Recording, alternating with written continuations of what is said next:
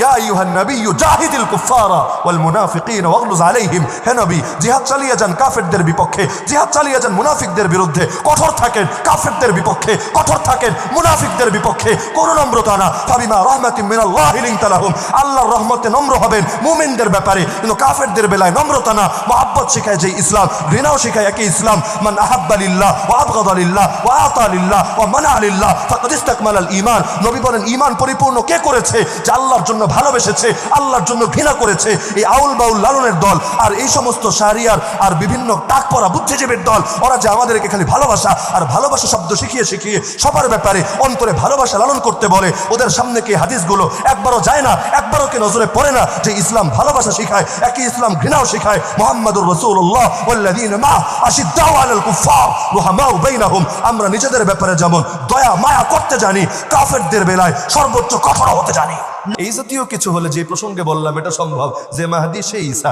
মাঝে মধ্যে গোলামের দাবি শুনলে আমার মনে হয় ওর উপরে একটা না কয়েকটা জিন বসে। ও নিজে বলে নাই, জিনরা ওর মুখ দিয়ে কথাগুলো বলিয়েছে। আর যারা ওর অনুসরণ করে সে তো দাজ্জাল, কোনো সন্দেহ নাই। কারণ নবী বলেছেন কিয়ামতের আগে 30টা দাজ্জাল আসবে। সবচাইতে বড় দাজ্জালটারে আপনারা চেনেন, ঈসা নবী এসে যাকে সাইজ করবে।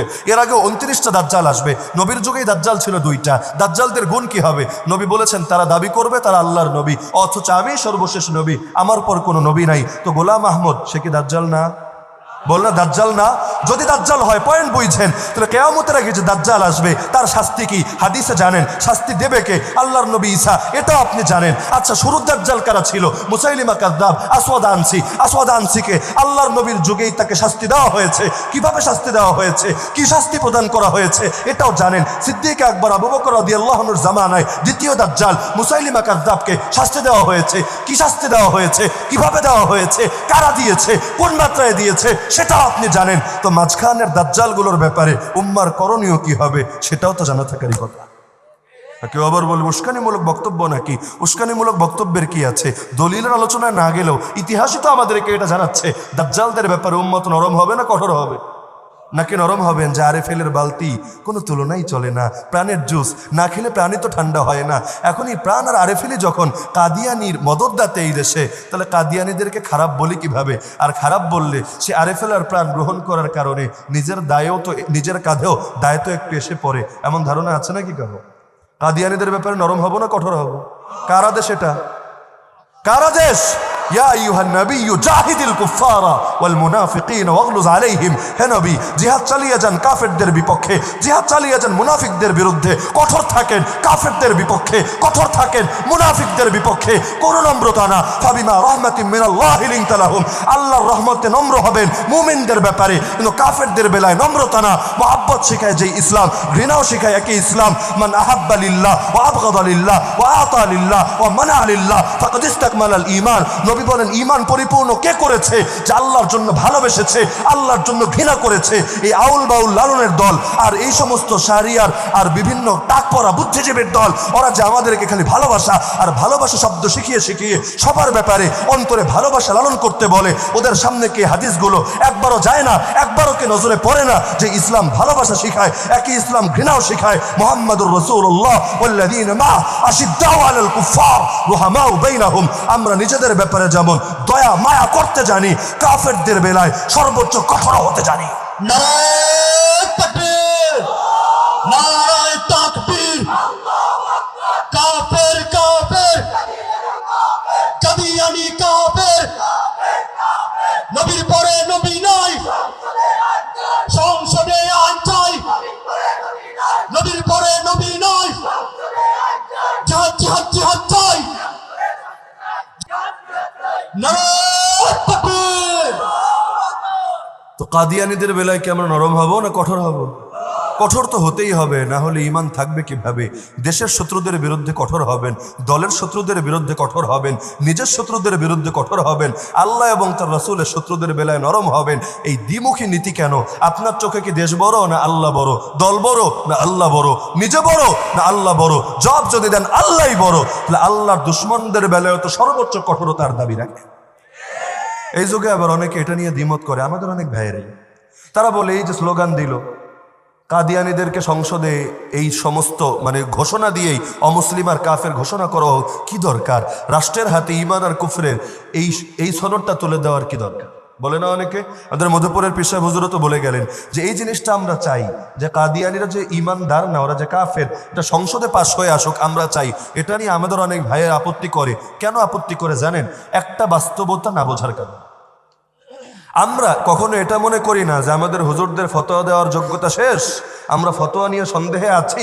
এখন রাষ্ট্র যদি সাইন করে দেয়, মুফতি আজম রাষ্ট্র সাহেব তিনি যদি সাইন করে দেন, তাহলে ফতোয়ার বেলে আস্থা রাখবে, আর আমাদের ফতোয়ায় কোনো ভুল হলে কাটাকাটি করে দিবে।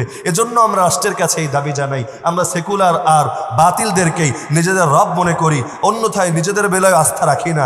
এই রকম ধারণা করাটা ঠিক না। মূলত ঝামেলাটা কোথায় জানেন?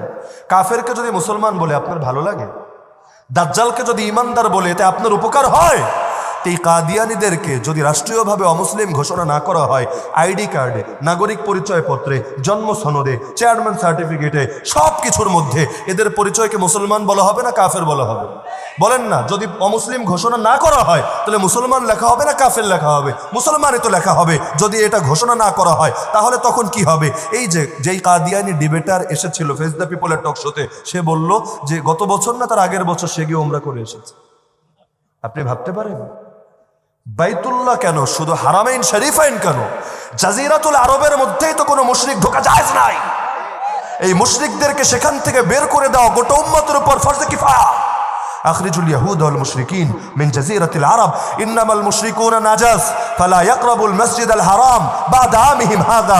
রবের কোরআন জানাচ্ছে সূরা তাওবার আয়াত, নিঃসন্দেহে মুশরিকরা নাপাক, ওরা যাতে এই বছরের পর মসজিদ হারামের ধারে কাছে জাজিরাতুল আরবে প্রবেশ না করে। কারণ জাজিরাতুল আরবে যদি ওরা প্রবেশ করে, হারামাইন শরীফাইনের মর্যাদা নষ্ট হয়, নবীর রওজার সাথে বেয়াদবি হয়, আল্লাহর নবীর মসজিদের সাথে বেয়াদবি হয়, আল্লাহর ঘর বাইতুল্লাহর সাথে বেয়াদবি হয়। এই বেয়াদবিগুলোর পথ যে আপনি খুলে দিচ্ছেন বুঝতে পারেন না। যদি ওদের পরিচয় থাকতো মুসলিম না অমুসলিম, ওরা ভিসা পেত না, সৌদি ভিসা দিত না।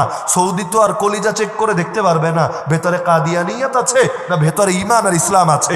এখন বাহ্যিক পরিচয় দেখেই তো ভিসা দেয়। এখন বাহ্যিক পরিচয়ে যদি লেখা থাকে কাদিয়ানি এটাই একটা ধর্ম, তাহলে ভিসা কি পাবে? হিন্দুরা তো পাচ্ছে না, খ্রিস্টানরা তো পাচ্ছে না। এই বছর একটা ইহুদি গিয়ে তওয়াফ করেছিল, এটা নিয়ে কিন্তু পুরো দুনিয়া গরম হয়ে গিয়েছিল, এবং তার ব্যাপারে ইসরায়েল পর্যন্ত প্রতিশ্রুতি দিয়েছিল যে আমরা তার ব্যাপারে তদন্ত করব, ব্যবস্থা নেব। তাহলে এই ব্যাপারে আন্দোলন হলো, কিন্তু এই কাদিয়ানি ডিবেটার গর্বের সাথে বলছে তাকে নিয়ে আন্দোলন হলো না। কেন? পার্থক্য এখানে, কারণ রাষ্ট্রীয়ভাবে তাকে কাফের ঘোষণা করা হয়নি। রাষ্ট্রীয়ভাবে কাফের ঘোষণা দরকার আছে কি না?